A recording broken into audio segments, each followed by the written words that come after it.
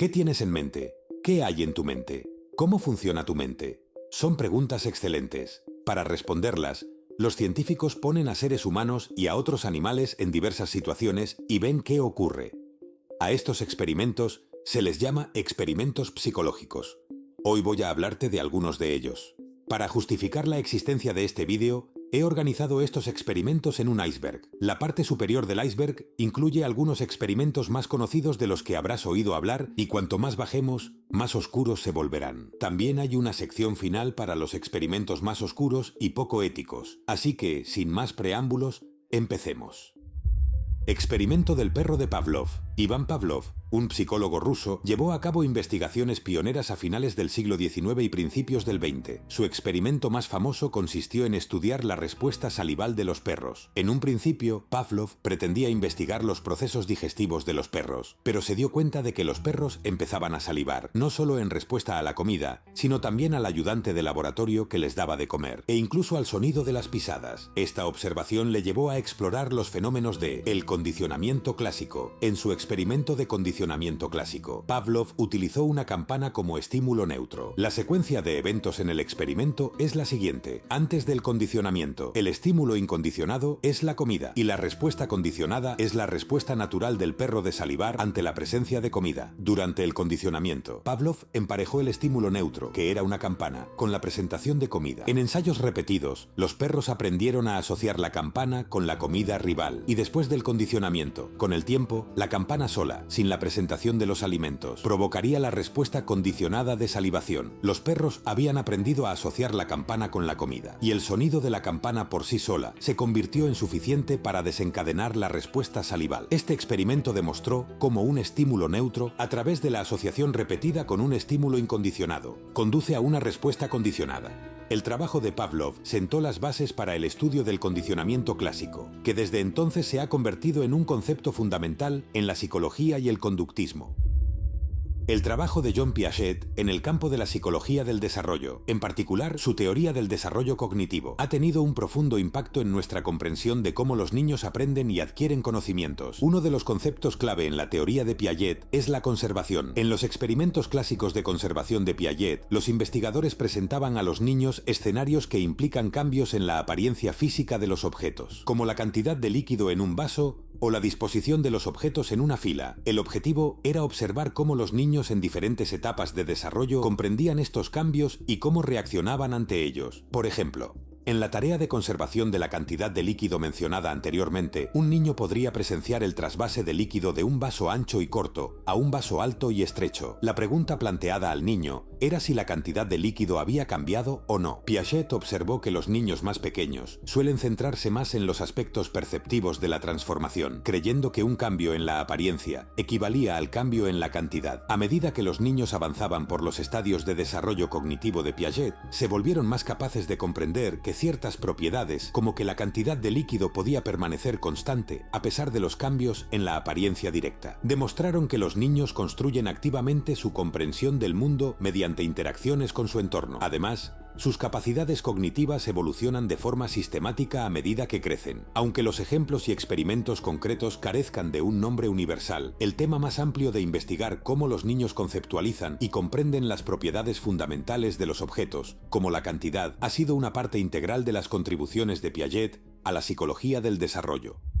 Skinner fue un destacado psicólogo, conocido por su trabajo en el condicionamiento operante, un tipo de aprendizaje en el que el comportamiento se ve reforzado o debilitado por las consecuencias. La caja de Skinner, también conocida como cámara de condicionamiento operante, es un ambiente controlado, en el que los investigadores pueden estudiar el comportamiento animal, en particular el comportamiento de ratas o palomas. En respuesta a diferentes estímulos, la caja de Skinner suele contener una palanca o un botón que el animal puede presionar para recibir una recompensa, como por ejemplo, comida. El aparato permite a los investigadores manipular variables, como horarios reforzados, el momento y el tipo de recompensa, para entender cómo estos factores influyen en el aprendizaje y el comportamiento de los animales. El trabajo de Skinner enfatizó la importancia de las consecuencias en la formación de comportamientos. A través de sus experimentos con la caja de Skinner, demostró principios como el refuerzo positivo, el refuerzo negativo, el castigo positivo y el castigo negativo, que han tenido un impacto significativo en el campo de la psicología y nuestra comprensión de la conducta. Los experimentos de conformidad de Asch fueron realizados por el psicólogo Solomon Asch en la década de 1950. Constan de una serie de estudios que investigan la influencia de la presión social de un grupo mayoritario sobre la conformidad individual. Estos experimentos son ampliamente conocidos por revelar el poderoso impacto de la influencia del grupo en la toma de decisiones personales. En la configuración experimental, se colocó a los participantes junto con individuos que trabajaban para el experimentador y que seguían un guión establecido. Se presentaron al grupo una serie de líneas de diferente longitud y se pidió a los participantes que dijeran en voz alta qué línea correspondía con la del ejemplo. En ciertos ensayos, los participantes infiltrados intencionalmente dieron respuestas incorrectas y eligieron la línea incorrecta. Sin saber que los demás eran trabajadores del experimentador, el participante real tenía que decidir si conformarse con la mayoría incorrecta o adherirse a su propio juicio. Los resultados de los experimentos de conformidad de Asch resultaron sorprendentes. Un porcentaje significativo de los participantes se conformó con la respuesta incorrecta del grupo, incluso cuando la correcta era evidente. El nivel de conformidad estuvo influenciado por varios factores, incluyendo el tamaño de la mayoría, la unanimidad de esta y la dificultad de la tarea. Las mayorías más amplias tienden a aumentar la conformidad, pero solo hasta cierto punto, mostrando rendimientos decrecientes. La presencia de incluso un solo disidente reducía drásticamente la probabilidad de conformidad. Frecuentemente, los participantes se conformaban para evitar la incomodidad social o la desaprobación del grupo. Las implicaciones de estos experimentos son profundas y destacan el poder de la presión social, así como la disposición de los individuos a conformarse con el grupo, incluso cuando sus propias percepciones o juicios contradicen el consenso grupal.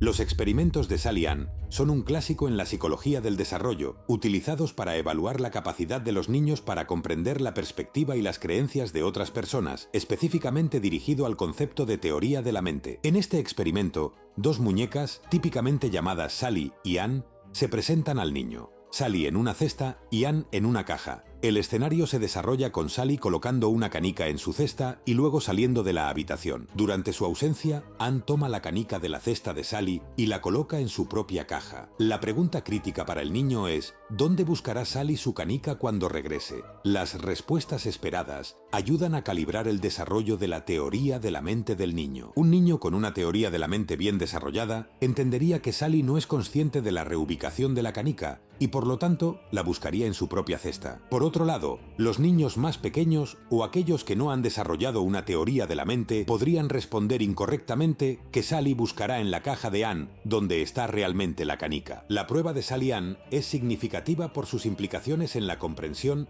de cómo los niños atribuyen creencias falsas a los demás, sirviendo como herramienta para explorar el desarrollo de la teoría de la mente y arrojando luz sobre la aparición de la cognición social y las habilidades de toma de perspectiva a medida que los niños crecen.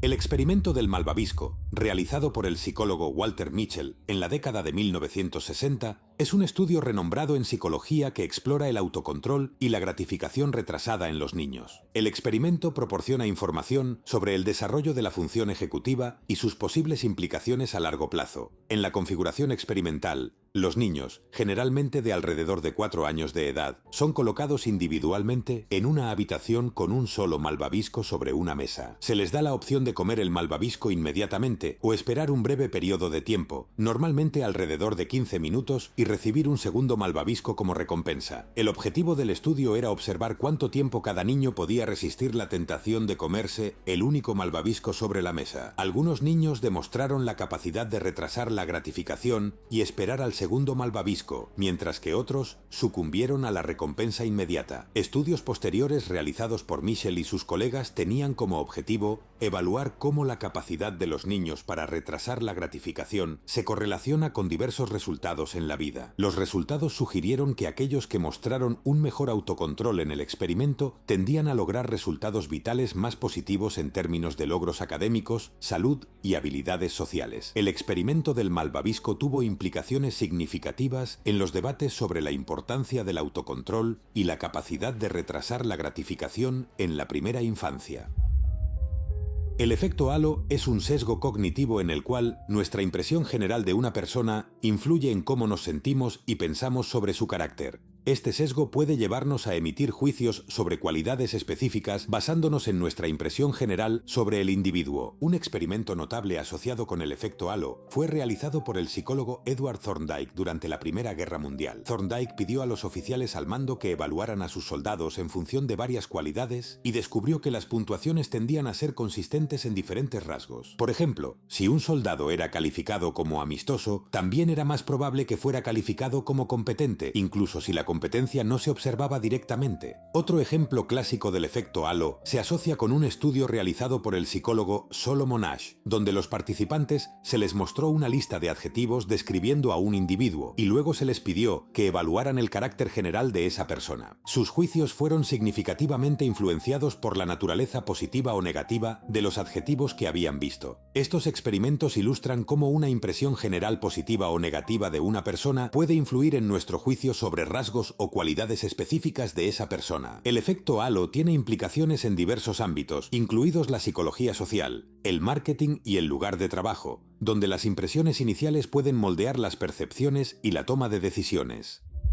Pasamos al nivel 2. El proyecto MKUltra, también conocido simplemente como MKUltra, fue un programa encubierto y controvertido de la CIA iniciado a principios de la década de 1950 y oficialmente en funcionamiento hasta mediados de la década de 1970, aunque ciertos aspectos pueden haber continuado más allá de ese marco de tiempo. Los objetivos principales del proyecto eran amplios, abarcando la exploración y el desarrollo de técnicas de control mental, con aplicaciones que van desde el control del comportamiento hasta mejorar los métodos de interrogatorio. Los métodos empleados en MKUltra eran diversos y a menudo éticamente cuestionables, incluyendo el uso de diversas sustancias como el LSD y otros alucinógenos, la hipnosis, la privación sensorial y las técnicas de tortura psicológica. Uno de los aspectos más infames involucraba la administración de LSD a sujetos involuntarios, incluidos empleados de la CIA, personal militar y civiles, para estudiar los efectos de las drogas en el comportamiento y la conciencia. Los experimentos dirigidos a la investigación del control mental fueron esenciales para MKUltra, donde los investigadores trataron de entender cómo romper y reconstruir la personalidad de un individuo, a menudo resultando en formas extremas de manipulación psicológica y tortura. Muchos de estos experimentos se llevaron a cabo sin el conocimiento o consentimiento de los sujetos, lo que resultó en graves consecuencias psicológicas y físicas para algunos. El secreto en torno a MKUltra se mantuvo durante varias décadas y el alcance total de sus actividades solo salió a la luz en la década de 1970 durante las investigaciones del Congreso, lo que llevó a un mayor escrutinio y supervisión de las agencias de inteligencia, así como cambios en la ética de la investigación. Al menos,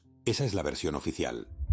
La indefensión aprendida es un concepto psicológico acuñado por Martin Seligman y Stephen Meyer en la década de 1960. Originado en experimentos con perros expuestos a descargas eléctricas incontrolables e ineludibles, los animales mostraron un estado de resignación pasiva, incluso cuando se les presentaron oportunidades para escapar de las descargas. Este fenómeno fue aplicado posteriormente a humanos, particularmente en el estudio de la depresión, sugiriendo que las personas que experimentan repetidos fracasos o eventos negativos incontrolables pueden desarrollar un sentimiento generalizado de impotencia. Este estado les lleva a ser reacios a actuar, incluso cuando tienen control sobre la situación. Un aspecto crucial de la indefensión aprendida es el estilo de atribución del individuo, es decir, cómo se explica a sí mismo los acontecimientos. Un estilo atributivo pesimista, que atribuye los eventos negativos a factores internos, estables y globales, puede contribuir al desarrollo de la indefensión. Los factores cognitivos juegan un papel importante, ya que los individuos desarrollan patrones de pensamiento que refuerzan la creencia de que sus esfuerzos son inútiles y que los resultados están fuera de su control. La indefensión aprendida se asocia con trastornos como la depresión, la ansiedad, una menor motivación, dificultad para resolver problemas y estrategias de afrontamiento inadecuadas. Las intervenciones suelen incluir enfoques cognitivo-conductuales para cambiar estos patrones de pensamiento y fomentar un estilo atributivo más optimista, construir un sentido de autoeficacia. La creencia en la propia capacidad para influir en los resultados es clave para superar la indefensión aprendida. Este concepto tiene aplicaciones en varios campos, como la educación, la psicología organizacional y las ciencias sociales, y es crucial para los psicólogos, educadores y profesionales de la salud mental entender cómo las experiencias repetidas de falta de control pueden impactar las creencias, emociones y comportamientos de una persona. Pequeño Albert es el seudónimo dado a un bebé de 11 meses de edad que se convirtió en el sujeto de un experimento realizado por el conductista John B. Watson y Rosalie Reiner en 1920. El estudio tenía como objetivo demostrar los principios del condicionamiento clásico al inducir una fobia en un niño inicialmente sin miedo a determinados estímulos. En el experimento, el pequeño Albert fue expuesto a una rata blanca, un conejo, un perro y otros estímulos, mientras experimentaba simultáneamente un fuerte ruido aterrador producido al golpear una barra de acero con un martillo. El emparejamiento de un estímulo neutro, que era la rata blanca, con un estímulo negativo, que era el ruido fuerte, resultó en que el niño desarrollara una respuesta de miedo, no solo a la rata blanca, sino también a ciertos estímulos similares. Éticamente, el experimento del pequeño Albert ha enfrentado críticas masivas por inducir angustia emocional en un niño sin el consentimiento informado del niño o de su madre. Además, no hubo un esfuerzo sistemático para eliminar la respuesta de miedo condicionado, planteando preocupaciones éticas sobre el impacto a largo plazo en el bienestar psicológico del niño. Durante muchos años, la verdadera identidad del pequeño Albert permaneció desconocida. En 2009, las pruebas históricas sugerían que el bebé era probablemente Douglas Merritt, aunque esta identificación no es universalmente aceptada. A pesar de sus críticas éticas, el experimento del pequeño Albert es un hito importante en la historia de la psicología, demostrando la capacidad de las emociones para formarse a través de asociaciones aprendidas e influyendo en la investigación posterior en el conductismo y el condicionamiento clásico.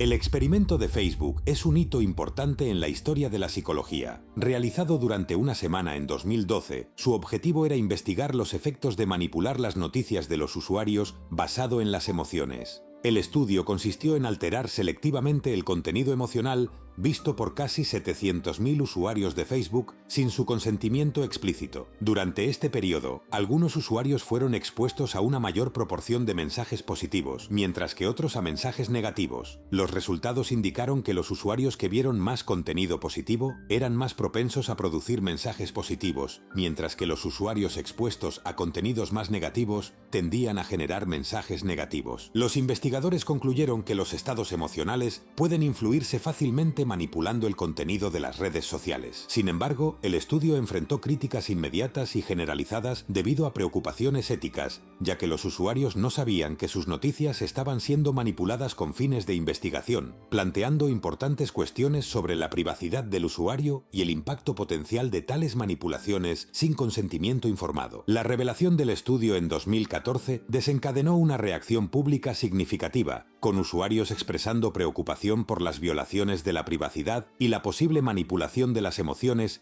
sin su consentimiento. Facebook reconoció que el estudio podría haberse comunicado mejor y se comprometió a mejorar sus prácticas de investigación. Este incidente provocó un mayor escrutinio del papel de Facebook en la realización de experimentos sociales con sus usuarios y subrayó la importancia de una comunicación transparente y las consideraciones éticas en la investigación en grandes plataformas de medios sociales.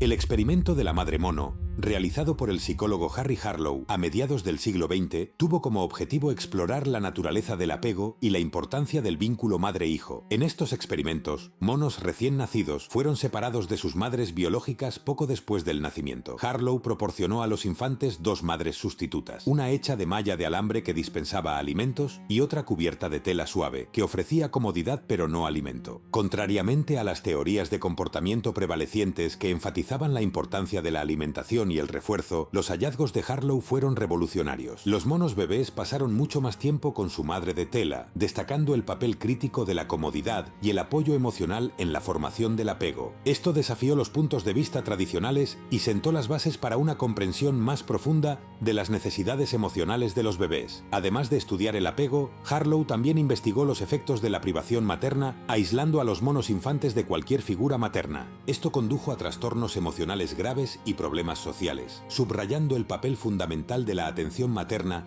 en el desarrollo emocional y lo importante que es para los bebés, tanto humanos como monos.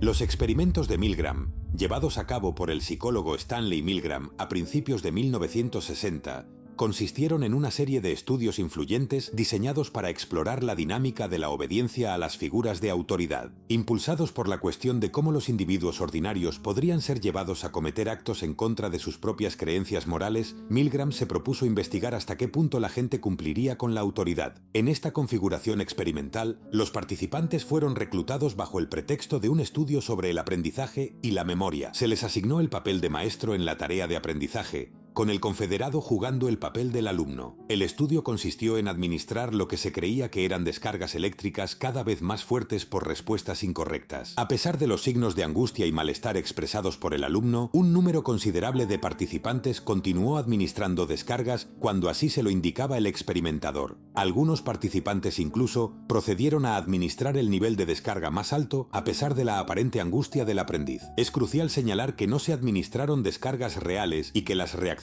fueron escenificadas. Los experimentos de Milgram suscitaron preocupaciones éticas debido al estrés psicológico que se ejercía sobre los participantes. Sin embargo, Milgram defendió el uso del engaño, argumentando que los conocimientos adquiridos sobre el comportamiento humano y la obediencia justificaban los compromisos éticos. Los resultados destacaron la influencia potencial de las figuras de autoridad en la formación del comportamiento humano y demostraron la capacidad de los individuos para llevar a cabo acciones en contra de sus propios juicios morales cuando son dirigidos por una figura de autoridad. Este experimento sigue influyendo en la psicología moderna, contribuyendo a nuestra comprensión de la obediencia, la conformidad y las complejidades de la toma de decisiones morales.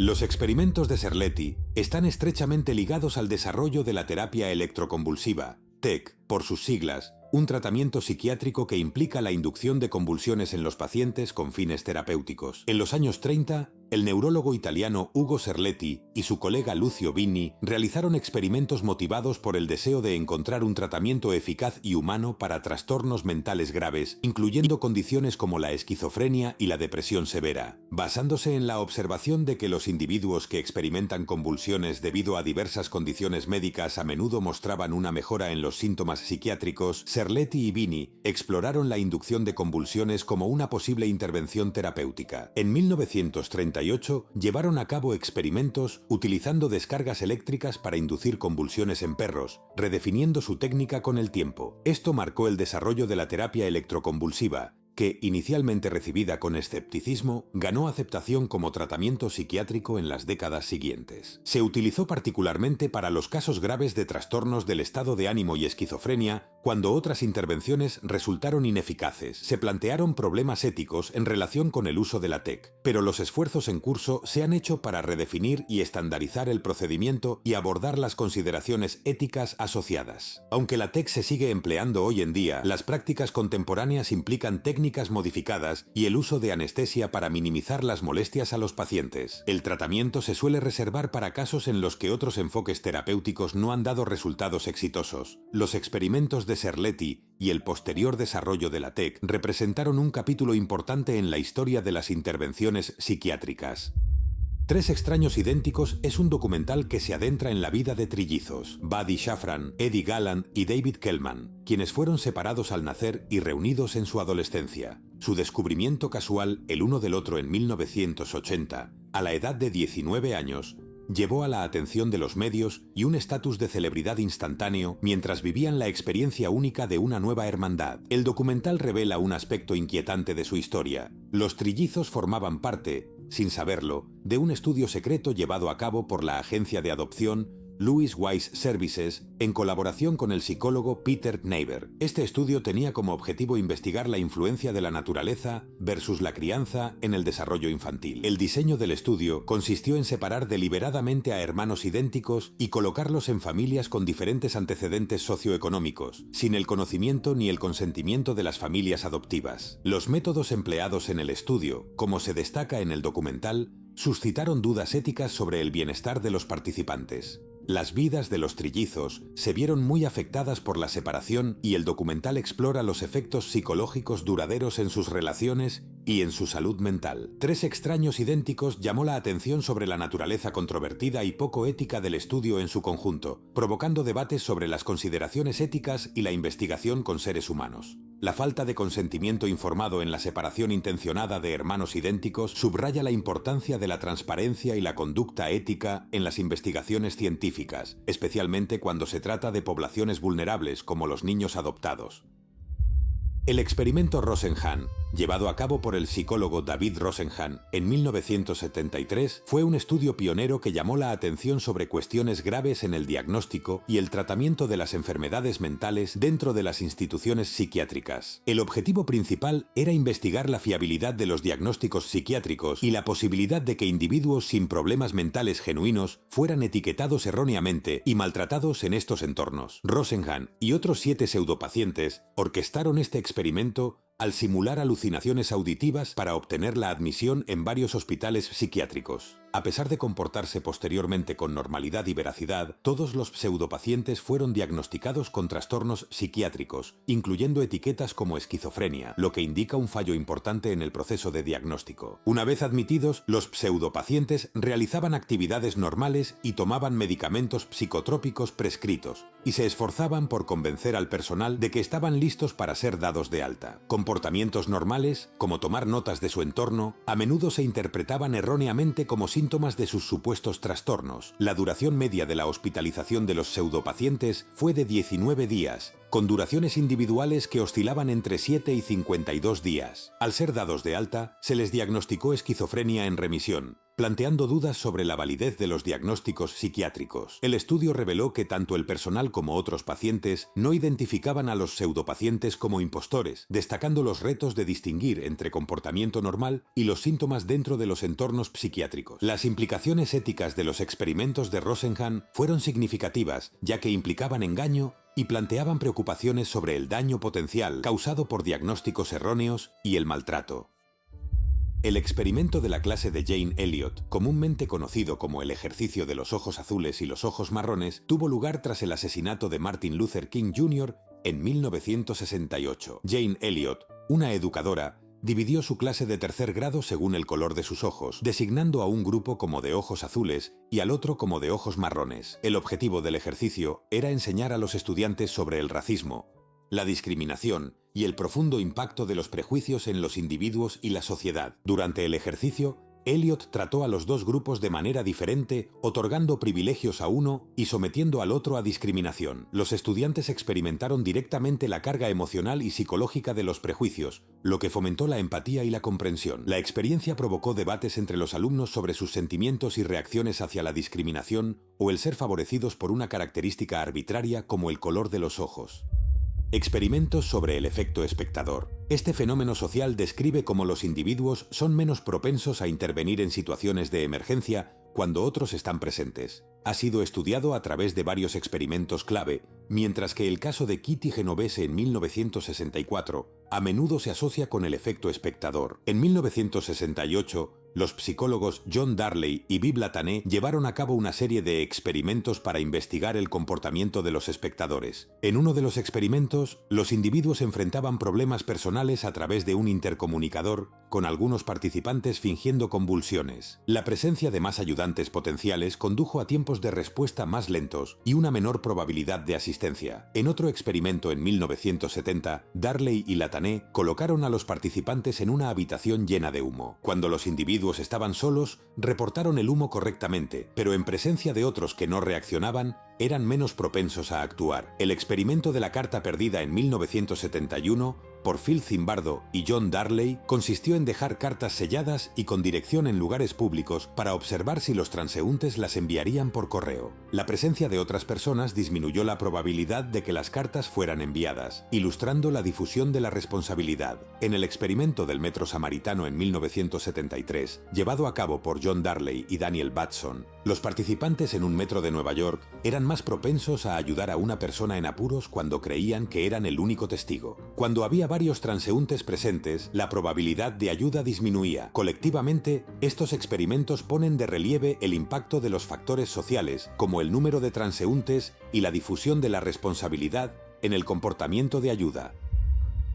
La tercera ola, Fue un experimento llevado a cabo por el profesor de secundaria Ron Jones en 1967, en la Kublai High School, en Palo Alto, California. Motivado por las preguntas de los estudiantes sobre los factores que conducen al apoyo de los regímenes autoritarios, Jones inició el experimento para explorar la dinámica de la conformidad social y el potencial del autoritarismo en una sociedad democrática. En el experimento, Jones indujo e introdujo un estricto conjunto de reglas y estableció un disciplinado ambiente, formando un pseudo-movimiento conocido como la tercera ola. Los estudiantes estaban obligados a adherirse a las reglas y participar en los símbolos y rituales, incluyendo un saludo que recordaba al saludo alemán durante la Segunda Guerra Mundial. No se puede decir la palabra real o el régimen, pero probablemente sepas a lo que me refiero. El experimento pretendía ilustrar con qué facilidad los individuos podrían ser influenciados para conformarse a la autoridad y el atractivo de las ideologías fascistas.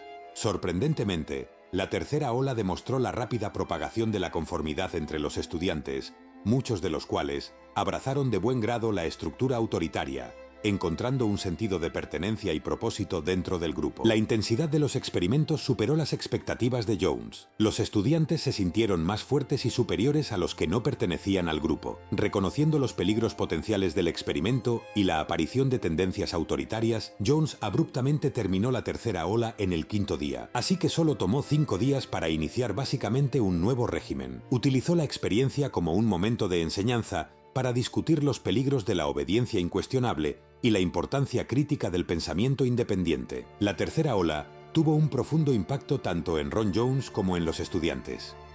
El experimento sirvió como una poderosa lección sobre el potencial del autoritarismo para salir a la superficie en cualquier contexto social y subrayó la importancia de la vigilancia contra la conformidad y la obediencia ciega.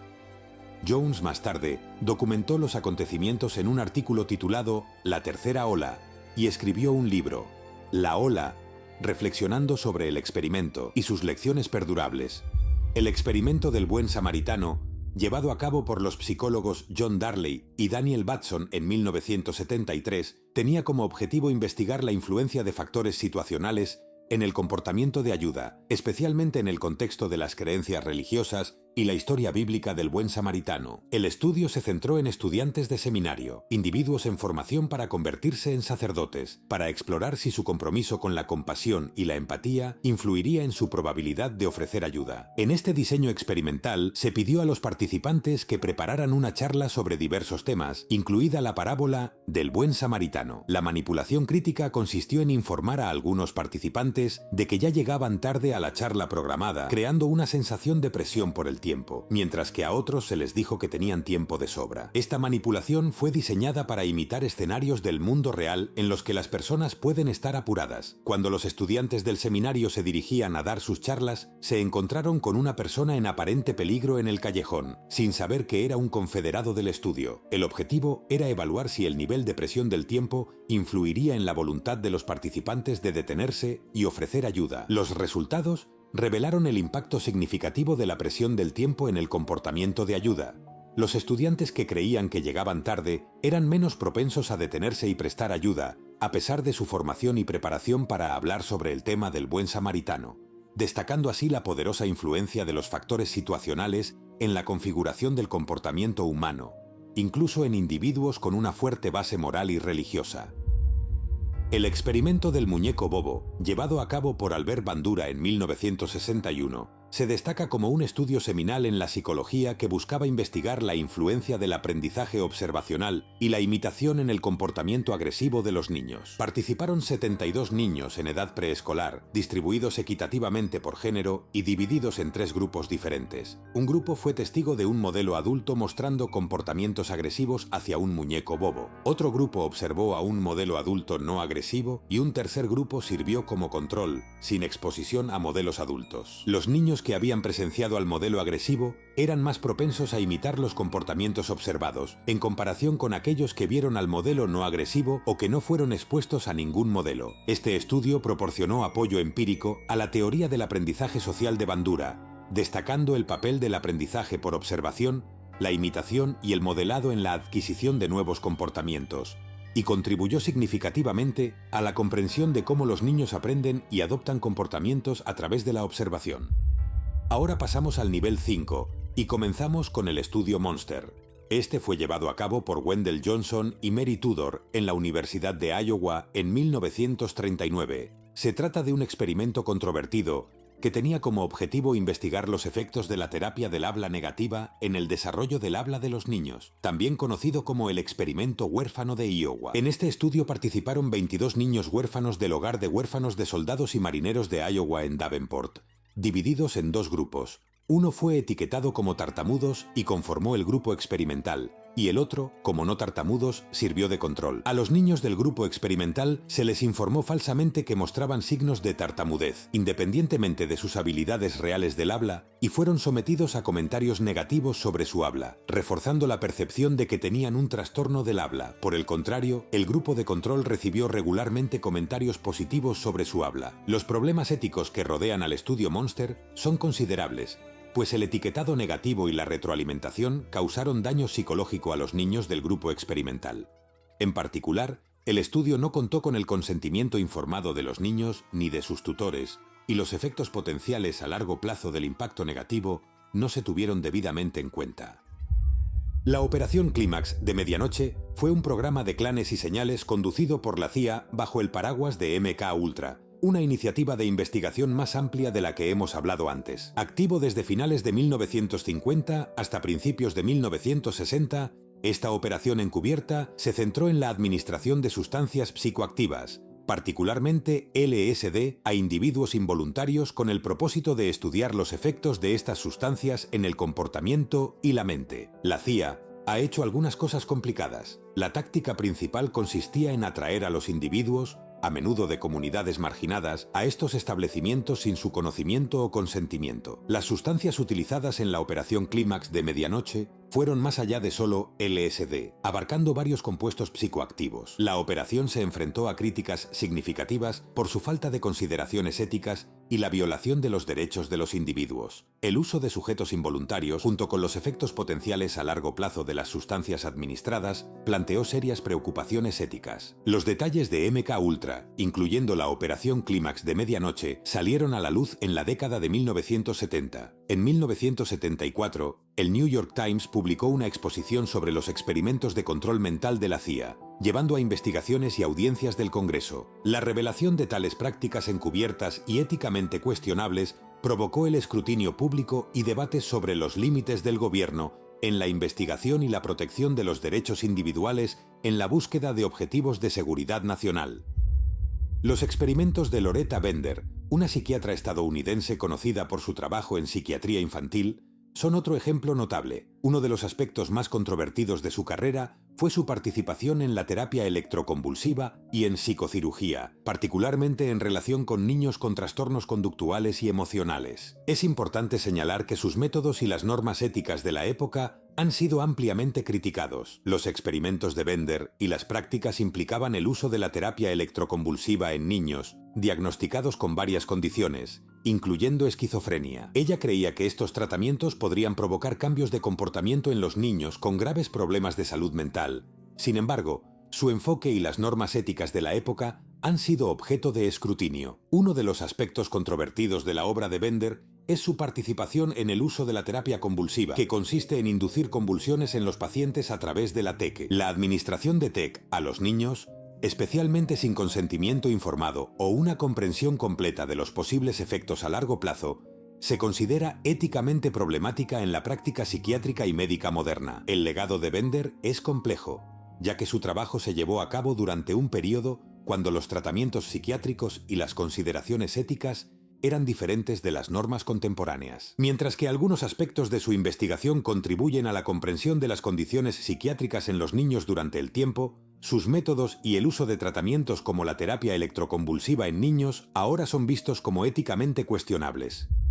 Los ensayos de la droga del mono, llevados a cabo en la década de 1960 en el Centro de Investigación de Adicciones en Lexington, Kentucky, tuvieron como objetivo investigar los efectos de varias drogas en primates no humanos, particularmente monos. Los experimentos consistieron en permitir que los monos se autoadministren drogas presionando una palanca para estudiar su comportamiento y los patrones de consumo de drogas. Las drogas probadas incluían alucinógenos, opioides y estimulantes, como la cocaína, morfina, LSD y PCP. Los hallazgos proporcionaron información valiosa sobre los patrones de autoadministración de diferentes drogas en primates, arrojando luz sobre los efectos de refuerzo de estas sustancias y contribuyendo a la comprensión de la drogadicción y del comportamiento en un entorno experimental controlado. Sin embargo, los ensayos con monos se han enfrentado a críticas por razones éticas. Se han planteado preocupaciones sobre el tratamiento de los monos y la ética de inducir la adicción a las drogas en primates no humanos. Los experimentos, junto con la investigación en el momento, influyeron en los debates sobre las políticas de drogas y el tratamiento de la adicción, desempeñando un papel en la configuración de las políticas relacionadas con el abuso de sustancias y la adicción,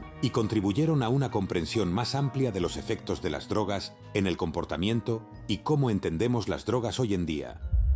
Ahora, en el último nivel del iceberg, nivel 7, comenzamos con el proyecto Q-K-Hilltop, otra vez con la CIA. Este fue un programa experimental humano utilizado por la CIA, cuyo objetivo era ganar entrada en la mente humana y manipularla. Para ello, la CIA recurrió a técnicas de lavado de cerebro provenientes de antiguos métodos chinos. Estas técnicas incluían ataques directos a la identidad de la persona, con afirmaciones como «tú no eres quien crees que eres», y desmantelamientos sistemáticos de su autoconcepción, diciendo cosas como «no eres una persona» o «no eres un hombre». Los sujetos eran sometidos a un bombardeo constante de estas frases degradantes y acusaciones de maldad, haciéndoles creer que eran inherentemente malos y traicionando sus propios principios. Este proceso de desgaste mental continuaba durante días, semanas o incluso meses. Una vez que los individuos se sentían completamente culpables y abrumados, los agentes de la CIA utilizaban el daño físico o mental para forzarlos a creer que sus familiares y amigos también eran perjudiciales. Este punto de quiebre llevaba a los individuos a cuestionarse su propia identidad y existencia, preguntándose ¿soy realmente yo?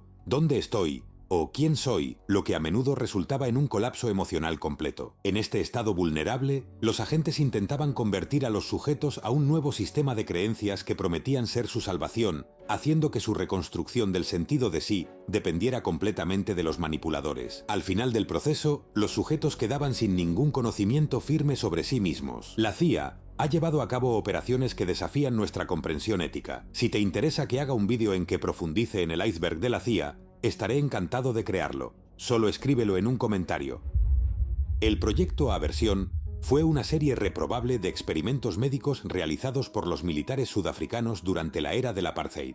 Este proyecto buscaba eliminar la homosexualidad entre el personal militar a través de medios extremos y poco éticos, principalmente durante los años 70 y 80. Reflejaba las políticas discriminatorias del gobierno del apartheid, que estigmatizaba la homosexualidad considerándola un riesgo para la seguridad. Bajo la dirección de psiquiatras militares y personal médico, los individuos identificados como gays o lesbianas fueron sometidos a terapia de aversión forzada. Esto incluía la administración de drogas como el emetofeno para inducir náuseas y vómitos mientras se les exponía a imágenes homoeróticas. También se empleaba la terapia electroconvulsiva como parte de estas prácticas crueles e inhumanas. Uno de los aspectos más atroces del proyecto Aversión involucró la realización forzada de operaciones de cambio de sexo en individuos gays sin su consentimiento, bajo la creencia errónea de que alterar el género de una persona podría curar su homosexualidad. La exposición del proyecto Aversión llegó en la década de 1990, después del fin del apartheid, lo que obviamente llevó a la indignación internacional. La revelación de estas prácticas poco éticas resultó en consecuencias legales para algunos profesionales médicos involucrados. Proyecto Alcachofa. Una vez más, es importante mencionar que fue administrado por la CIA bajo el programa MK-Ultra. Si aún no lo sabes, no me gustan sus métodos principales, que buscaban mejorar las técnicas para extraer información de los individuos a través de una variedad de medios, incluyendo el uso de drogas, hipnosis y técnicas psicológicas. Los métodos empleados por el proyecto Alcachofa incluían la administración de sustancias que alteraban la mente, como el LSD, escopolamina y mescalina. El proyecto, por supuesto, implicaba experimentación humana, a menudo llevada a cabo sin el conocimiento o consentimiento de los sujetos sometidos a estas sustancias. Todos estos proyectos MK-Ultra son similares, pero aún así vale la pena repasarlos. El proyecto Alcachofa estuvo marcado por la colaboración con otros subproyectos MK-Ultra, lo que llevó a la exploración exhaustiva de varias formas de manipular el comportamiento humano. El secreto que rodeaba al proyecto resultó en una supervisión limitada y planteó problemas éticos respecto al uso de sujetos humanos en experimentos sin consentimiento informado. A raíz de las controversias en torno a MK Ultra, incluyendo el proyecto Alcachofa, la década de 1970 vio una serie de revelaciones durante las investigaciones del Congreso, como el Comité de la Iglesia. En cuanto al vídeo, realmente disfruté haciendo esta exploración sobre la experimentación psicológica, un tema que me resulta muy interesante. Espero que también lo hayas disfrutado y si es así, te invito a que te suscribas y actives las notificaciones. ¡Hasta pronto!